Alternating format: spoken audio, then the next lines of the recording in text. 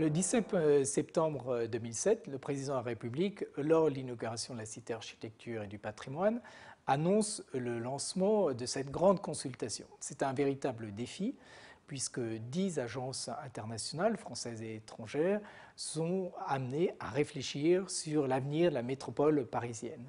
C'est la première fois que des architectes urbanistes pensent ainsi librement, sans aucune contrainte, le devenir de la métropole parisienne. L'intérêt de cette consultation, c'est de fournir un matériau très riche, diversifié, qui va nourrir le débat public et qui va permettre ensuite aux politiques de prendre leurs décisions.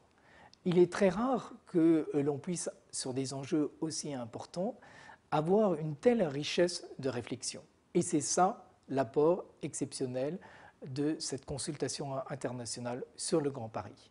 Il faut imaginer que depuis un an, il y a une cohérence qui s'est établie entre ces équipes. Elles ont appris à se connaître, à se respecter, et pourtant, beaucoup l'ont souligné, les personnalités à la tête de ces équipes sont très fortes. Elles ont réussi ce travail commun parce que l'enjeu est un enjeu d'intérêt général, et nous tenons aussi à souligner la coopération qui s'est établie entre les services du ministère de la Culture, la région, la ville de Paris, ce qui prouve que lorsqu'il y a un défi d'intérêt général, tout le monde est capable de travailler ensemble.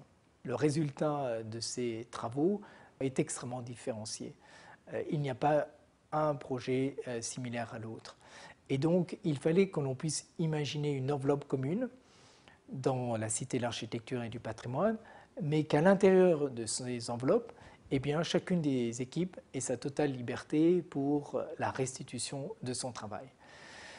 Dans cette cité, vous aviez un lieu qui est dédié au patrimoine, à l'histoire de l'architecture, du roman et du gothique français.